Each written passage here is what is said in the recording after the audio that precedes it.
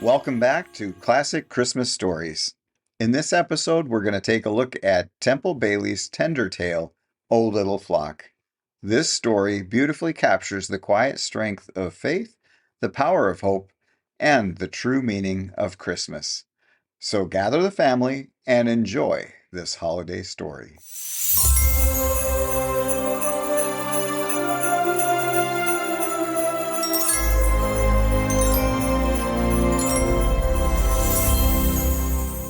O Little Flock by Temple Bailey. The choir was practicing Christmas carols in the church next door. There are some advantages in living next to a church, even if you are in a shabby old apartment house which backs up to the sacred edifice, with a frontage on an unfashionable thoroughfare. One advantage Sarah had found was on moonlight nights, when you could look out upon the high, delicate spire etched against the golden sky, and be flooded with a sense of the world's beauty. And another was when, in moments of deep depression, the sound of the organ swept over you in waves of celestial harmony. At times, however, Sarah felt there were no advantages, as tonight when the reiteration of the Christmas carols got on her nerves. It is all very well, was her mental challenge, to sing like that, as if Christmas Day made up for everything. But it doesn't. Not when you have 4 children. Not when every one of them wants something you can't give. Not when you haven't any money. Not when you don't dare face your bills. Not when... She stopped there. Why go on, with that crash of exultation weakening her protests? Oh, take the gift, in joy receive. All things are his who will believe. O little flock, what words can tell the bliss of souls? It really was a beautiful carol, but Sarah had no patience with it. If they knew anything about sheep, they wouldn't talk of flocks. Sarah knew a great deal about sheep. Her girlhood had been spent on her grandfather's old place in Virginia. His sheep had roamed the hills of Albemarle, picturesque at long distance, but not so meek as the poets have them. Sarah had once owned a pet lamb, which had shown revolutionary traits. When she wanted it to follow, it had a way of kicking up its heels and ramping sideways down the road, leaving her dismayed and disconcerted. And now her own little flock had kicked up its heels, and she didn't know what to do about it. She didn't know what to do about anything. If only the children knew how helpless she felt without their father. But of course they couldn't know. They were young, and youth is thoughtless. She must seem to her children quite mature and self-sufficient. They couldn't know the panic in her heart when she thought of the years ahead of her. She had made her Christmas plans with certainty that they would cooperate. She had felt sure that the older ones at least would share her sense of responsibility when the situation was explained to them. So that very night at dinner she had said, "My darlings, some of Daddy's investments have gone wrong. I'm afraid we shall have a rather shabby Christmas." "What do you mean by shabby?" young Randolph, in his father's place at the head of the table, had flung out. "Oh, well, I wondered if we couldn't go down to Solomon's Shore for the holidays. We'd be very cozy and happy, and—" They stopped her with a chorus. "Solomon's Shore!" No mistaking that tone of horrified protest. She tried to ignore it. "We could have the times of our lives, couldn't we?" "We could not." This from Kathleen, 17, and a beauty. "And anyhow, there's my Christmas Eve party." "My dear, I'm afraid you'll have to give that up." "Do you mean," there was a sort of breathlessness about Kathleen, "that I am not to entertain my friends after I've been asked everywhere, asked and asked and asked, and never paid back?" Sarah, white and troubled, demanded, "What can I do?" Then young Randolph, cocksurely, "Kits is right, Mother. She ought to have her party, even if we have to sell the family jewels." "But we haven't any jewels, Randy." "Don't be so literal-minded, Mums. What I mean is, let's forget dull care at Christmas time and mortgage the house and lot." "But we haven't any house and lot," she answered patiently. "There you go again. It's this way. Cut out economy during the holidays and give us a whale of a time, and we'll live on bread and cheese if we have to. Kits and I have social obligations, and they've got to be met, We want to party and clothes for it. Randy, I can't pay my January bills. Pay your February ones then. Lots of people let them run over, and we'll take lean pickings for a month or two. She tried to tell them. It was impossible. But they bore down with their arguments until she had no strength left to combat them. Yet it was not their arguments which finally weakened her, but Kathleen's lovely face, rain-washed by tears. We'd be buried at Solomon's Shore, Mother. What made you think of it? Your daddy and I loved it, said Sarah simply. And so did you when you were little. Oh, well, of course. But things are different these days, said young Randolph. We have to keep up with the procession. Arguments, arguments, arguments. At last, Sarah told them desperately, I'll see what I can do. I have to think of our future. You think too much, her son promptly assured her. Just gather your rosebuds, old dear, and forget tomorrow. After which helpful remark, he got up from the table and later went off with Kathleen and some young friends to the movies, leaving Sarah high and dry, as it were, on the shores of her dilemma.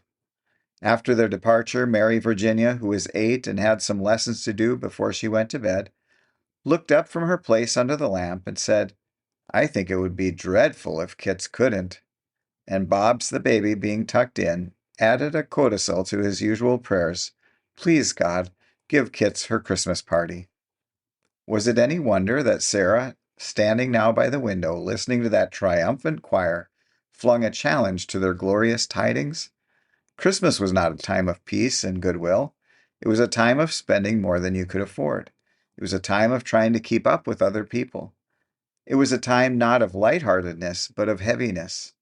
Yet the children were young, and youth had a right to good times and gaiety. Having a Liberty bond or two, Sarah sold them. She sold them in order that Kits might have her party and Randy his first dress clothes.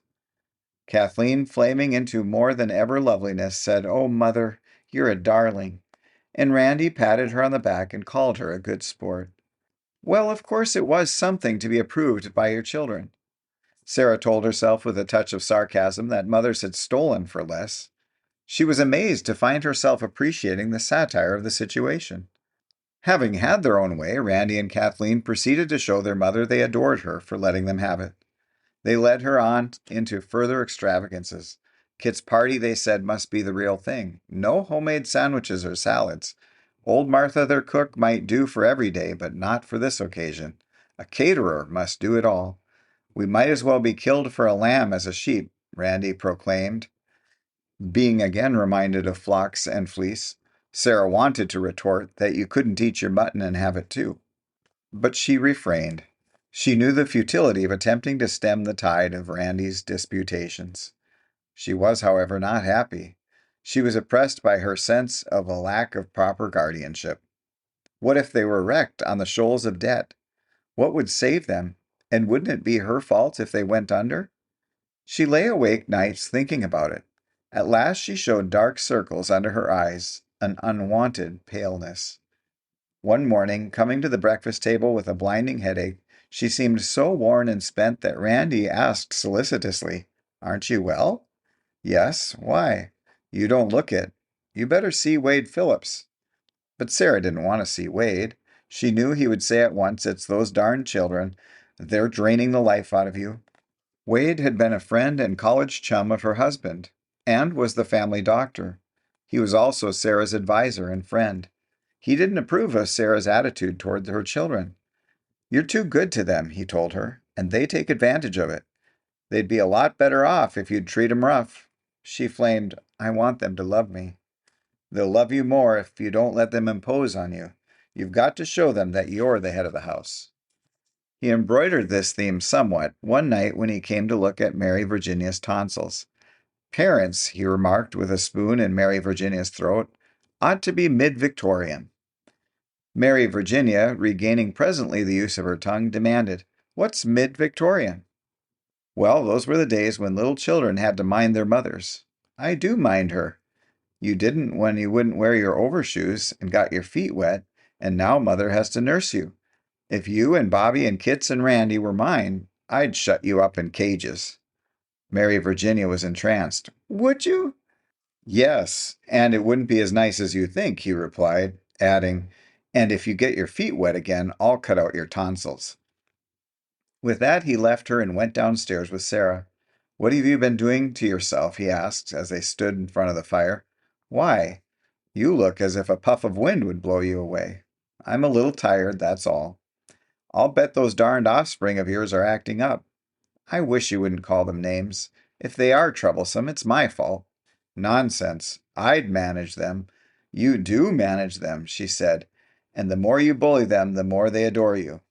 He laughed a little, but his eyes had a softened look. I only bully them, he said, when I have a just cause, and they know it. In the moment's silence which followed, the voices of the choir broke in.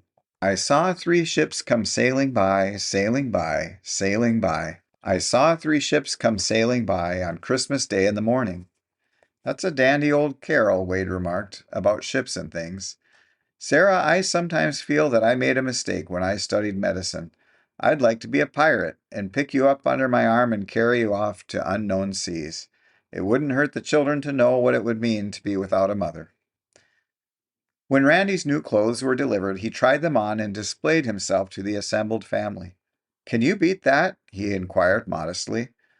You've some looker for a son, Mumsy. He was rather splendid, Sarah told herself, with his thin grace, the fresh bloom on his cheeks, his crisp blond hair, his air of taking the world as he wanted it. Dance with me, kits, he commanded, and as the two young creatures stepped in time to the music of the phonograph, Sarah's heart leaped high in her breast. They were her own, and they loved her. Yet in the sacrifice of the night, she would sometimes ask herself, what is love worth if it makes no sacrifices? If I should set myself against them, what then? Now and then she tried feebly to oppose her will to theirs, as when Kathleen, whose new dress for the party was a clear and lovely red, declared that she must have a fan to match it. A big one. All the girls are getting them. Dearest, I can't afford another thing. You might call it my Christmas present. The party is my present to you, kits. Mother, Uncle Wade always gives me something. Couldn't you hint to him? Kathleen! I don't see why you take that tone about it, and I might as well have a fan as some of those awful things men always pick up, books or work baskets. As it happened, Wade dropped in that very afternoon for a cup of tea. I've been thinking, he said, over the buttered muffins, of giving Kathleen a set of books. What would she like? There's a new edition of Stevenson. Sarah poured him a fresh cup of tea before she answered. She put in 3 lumps of sugar and more cream than was good for him. Then she said casually, do you know, I think she'd rather have something silly. Silly? Feminine, I mean. Like a fan. Great guns! How am I going to choose it? She passed the plate of butter muffins. Would you like me to help you? I would. When? Tomorrow afternoon? Well, they bought the fan. A beautiful thing, all waving plumes, flamingo tinted. It was extravagantly expensive. Oh, Wade, Sarah protested when she learned the price. You mustn't pay so much. Why not? Don't you like it? It's lovely, of course. Well, then? But Sarah felt it was not well. It was ill. The cost of the fan would have fed her and the children for a week. Kits couldn't go on having everything she wanted. They would have to stop. At last arrived a crisis. Mother, you can't wear that dress. Kathleen had come home one afternoon and found her mother putting some extra touches on an old black lace. You simply can't, she repeated. Why not? It's so utterly out of style, and it makes you look years older. I've spent all the money I can possibly afford, Kathleen. But it will only be $50 more. I saw a dress in the window, blue chiffon with silver. You'd look stunning in it, Mother. Randy, arriving in the midst of the discussion, contributed another of his helpful remarks. You really ought to have it. Can't you dig down in the treasure chest and find some pieces of 8?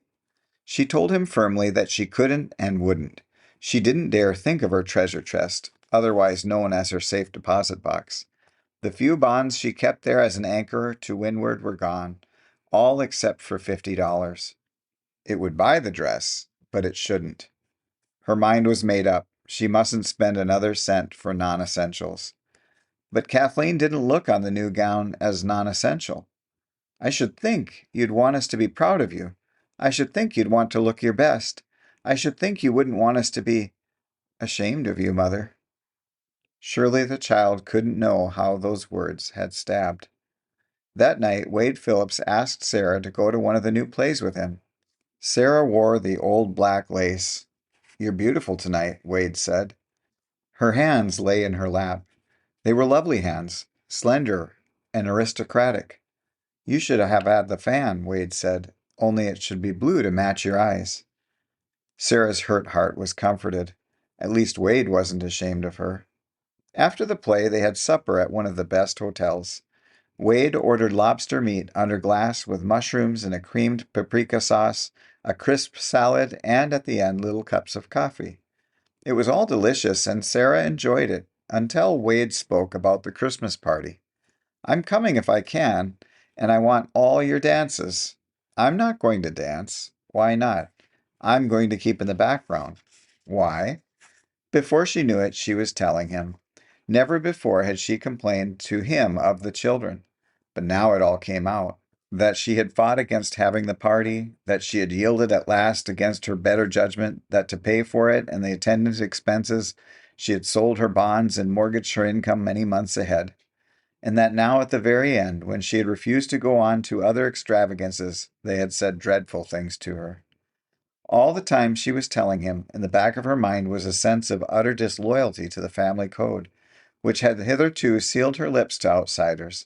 Yet she wanted sympathy and expected it when she finished her story. Wade wasted no breath in saying he was sorry for her. "Do you mean," he demanded, "that you've let them spend all that money?" "What could I do, Wade? I wanted them to be happy." "You could have told them to wake up and march shoulder to shoulder with you." "I did. I tried to make them see, but they wouldn't. And now this last thing." She had not intended to tell him about the dress, but she did. That they wanted her to buy it with her last $50. He gave an attentive ear. What kind of dress? Blue chiffon? He asked a question or two after that. Where had she seen it, and what advantage it would have over the black lace? "You can't look lovelier than you do tonight, Sarah. Where are their eyes?" Going home, he made up for their seeming lack of sympathy. Indeed, Sarah was a bit alarmed at the trend of the things he said to her. Once he laid his hand over hers, a big, kind hand that had helped her over so many rough places. You need somebody to take care of you. In the morning early, Mary Virginia came and got into Sarah's bed. "Mother," she demanded, "aren't we going to have a tree?" "Darling, we can't. We've spent all our money for Kit's party." Mary Virginia's voice had a disconsolate sound. "I didn't think we could have Christmas without a tree." "Just this once, darling. Next year we'll have our tree at Solomon's Shore the way we had when you were little." "Tell me about it." "Me too," said Bobby, who had arrived on the scene. The two of them snuggled down beside their mother, rosy and bright-eyed with anticipation. "Tell us." "Well, then, there is always snow on Solomon's Shore, so that the world is white down to the very edge of the water, and then it is blue where the waves stretch out till they meet the sky." "And the sky is blue like sapphires," chanted Mary Virginia, who had heard all this before and who loved it. "Yes, and all along the bluff above the blue sea and the blue sky are the tall spruces that stand like sentinels."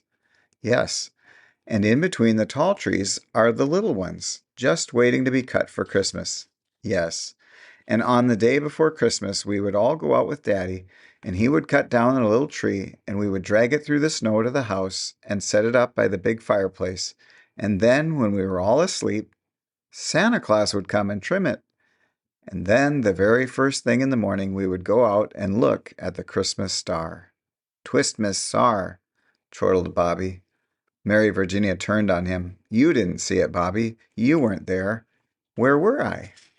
"Up in heaven with the stars," said the unorthodox Mary Virginia. Sarah, ignoring this interlude, went on with her story. "Then we would sing, 'O Little Town.'" "Let's sing it now," said Mary Virginia. So the three of them sang it. Sarah, with her soft brown braids and parted hair, making a Madonna of herself, Bobby, gold-crowned like his father, and Mary Virginia, follower of the faith. And while they sang, Sarah's thoughts went back to the daddy with the gold crown and to the still white mornings down there by the sea. "Mother," said Mary Virginia, stopping in the midst of a verse. "What are you crying about?" "I was thinking of Daddy." "Well, I like to think about him. It doesn't make me cry." There was about Mary Virginia a stimulating quality. Sarah felt that some day she was going to lean, not on Randy or Kathleen, but on this little daughter, who already began to show something of her father's strength. Bobby demanded, "Tell me more." "Well, we went in and had breakfast, and there was the tree with popcorn on it and nuts, and shiny red apples and tiny wax candles. Yes, and after we had had our presents, old Martha popped the turkey into the oven and we went for a walk, and when we came back, we ate it all up." They fell on her and hugged her. Having subsided presently, Mary Virginia said, "Oh, Mother, can't we?" "Can't you what?" "Go down this year? My dear, I thought you wanted Kits to have her party." Mary Virginia had a just mind. "Well," she admitted, "I did, but I don't." "Why not?" "It doesn't seem like Christmas." It didn't seem like Christmas, and it didn't seem fair to the younger children. Sarah thought about it all day. Tomorrow was Christmas Eve, and already the house was in the process of being prepared for the party. Sarah and old Martha had more than they could do. Kathleen, for once, proved equal to the emergency. She dusted and decorated for dear life. It was when everything was spick and span, and Sarah was resting from her labors, that Kathleen brought in a big box. "Oh, Mumsy, you bought it!" she cried ecstatically. "Bought what?" "The dress. I opened it downstairs." She dropped the box to embrace her mother. "You darling sport, to get everything from fan to slippers." "Fan to slippers," Sarah repeated mechanically. Kathleen was flinging tissue paper out of the box. "You'll be a dream, dearest." She rushed into the hall and called over the stair rail, "Randy, come up and see Mother's darling dress." He came and found his mother staring down at the chiffon gown of heavenly blue, the fan to match, the slippers. She lifted dazed eyes. "But I didn't buy it." "Then who?" Sarah knew. Wade had done it. Kathleen was searching through the tissue paper for a clue. Finding none, she faced her mother. "Mother, who in the world?" Sarah was white as a sheet. "I'm afraid it was Uncle Wade."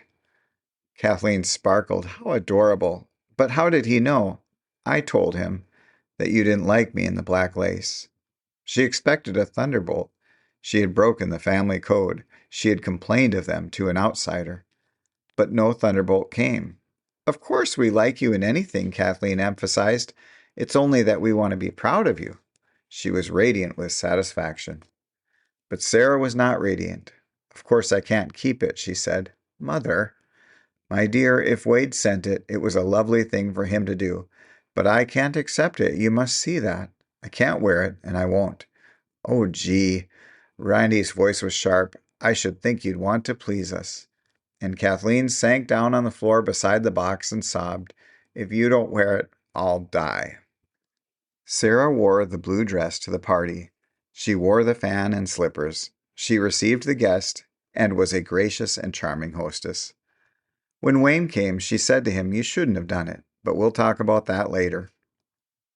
She was very busy after that and only danced with him once. "I must be nice to other people," she said, "and I've got to find partners for all the wallflowers." It was when supper was almost over that she disappeared. Wade, hunting for her, finally asking Kathleen, "Where's your mother?" Kathleen, having the time of her life, said casually, "Oh, she's around somewhere." But she was not around somewhere. He went to look for Martha, but nobody had seen Martha. The caterers were packing, preparatory to loading up their truck. Presently the party would be over. And meanwhile, no Sarah, no Martha. Wade made his way to the room where the younger children slept at the end of the apartment. They had had their refreshments early, had been tucked into bed. The door of the children's room was shut. Wade opened it and peered in. By the low light, he could see that it was empty. There was no place where the four of them could hide, Sarah and Martha and Bobby and Mary Virginia. Making his worried way back to the living room, Wade found the guests leaving. One of the caterer's men, approaching Wade, handed him a letter. "I was to give it to you, sir," he said, when the evening was over. Wade opened it and read it. He waited until the last guest had departed. Then he said to Kathleen and Randy, Your mother has gone. She left a letter. They looked at him with startled faces. Gone? Yes. He read the letter to them while they sat huddled side by side on the sofa like two frightened children. And this is what Sarah had to say. I didn't want to spoil the party, so I wore the dress. But I am enclosing a Liberty bond for $50. It won't cover the entire cost, but I will have more for you later, and you must take it, Wade. I simply can't let you buy a dress for me, although it was dear of you to want to do it and to try to help me. Tell Kathleen and Randy not to worry. The babies and I have gone to find Christmas, and we are taking Martha. Aunt Ruth sent me a check for a present and insisted that I spend it on myself, so I am spending it this way, and I'll be back when I am really rested and when I can work things out a little. I know I should have worked them out long ago, but I haven't, and I make no apologies. I leaned for many years on Daddy, and it hasn't been easy not to lean. I'm afraid I haven't been a wise mother. That's all. And Kathleen and Randy can eat up the rest of the party, and there's money enough in my black bag in the top dresser drawer for immediate expenses. Wade, looking up with accusing eyes, said, You see?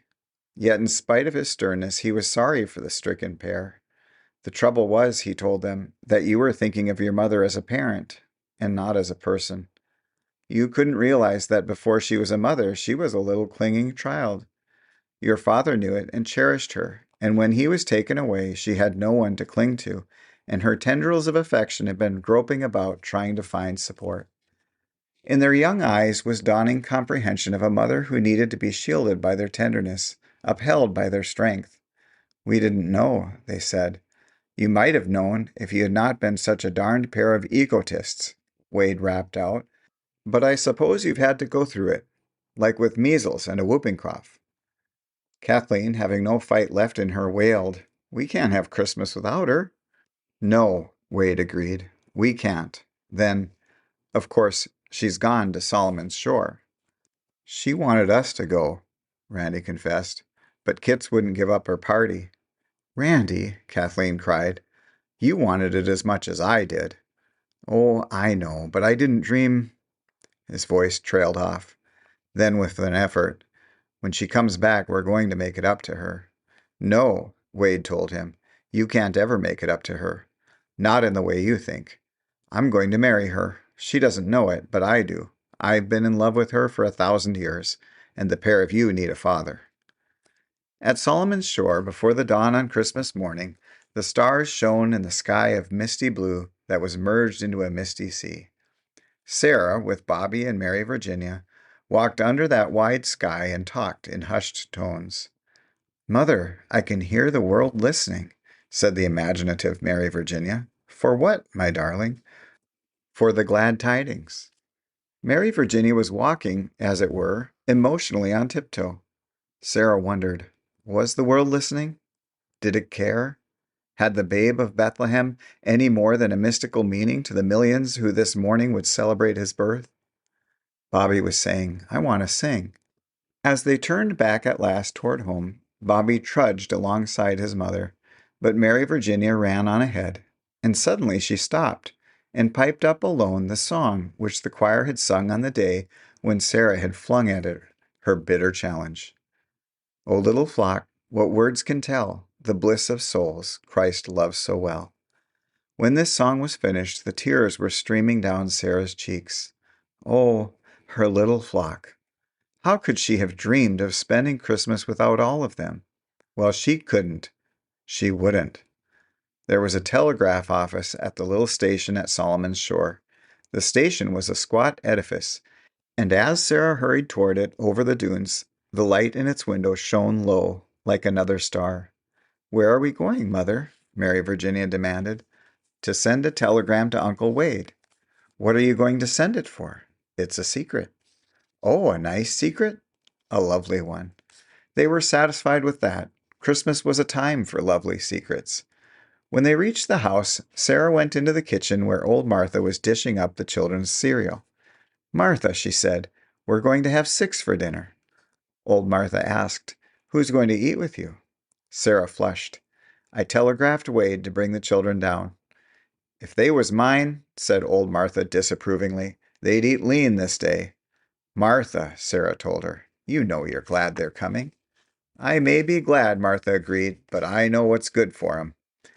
Well, after breakfast, Sarah went out with the children and they cut down a very small tree and brought it in and set it up and popped corn at the fireplace and strung it in snowy chains and hung some old ornaments on it, which they found in the attic, and some tiny wax candles salvaged from the same place, and some red apples which Martha had brought with her. And it was when the turkey was all brown and beautiful in the pan, and the giblets bubbled in the rich gravy, and the mashed potatoes were in a white fluff, and the scalloped oysters plump and delectable under their buttered crumbs, that Wade Phillips' motor car drove up to the driveway. And Randy and Kathleen, rushing in, hugged their mother. And Wayne, following them, put his hands on Sarah's shoulders and said, "Did you think we'd let you spend Christmas without us?" "That's why I telegraphed," they chorused.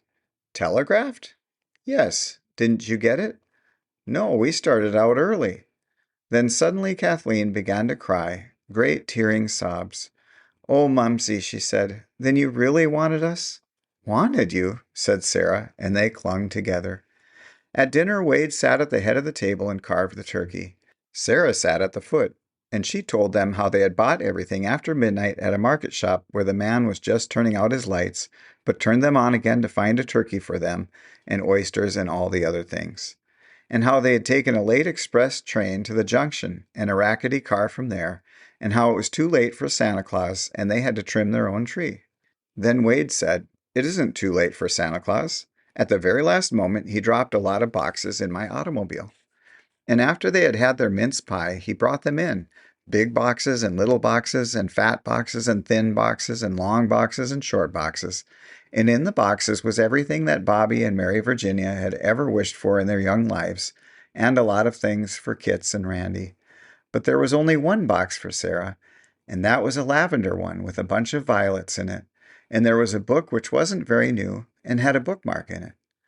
And when in the afternoon Randy and Kathleen went for a walk and the children were tucked into bed for much-needed naps, Wade and Sarah sat by the fire, and outside, over the sea, the sun was going down in a burning glory, and inside there was dimness and the glow of the burning logs. Then Wade said, "Read what I've marked in the book." And Sarah opened it and read with a shake in her voice. And it's, "Buy a bunch of violets for your lady, while the sky burns blue above. On the other side of the street you'll find it shady, but buy a bunch of violets for your lady, and tell her she's your own true love." And when she finished, Wade laid his hand over her little one and said, "I've loved you for 1,000 years." And Sarah, curling her fingers up to meet his own, felt her burdens fall from her. For in the grasp of that big hand was a promise of a strength to lean on, of a wisdom to look up to, and of a tenderness which would follow her ranging lambs and bring them back again to the safe shelter of the fold. The end.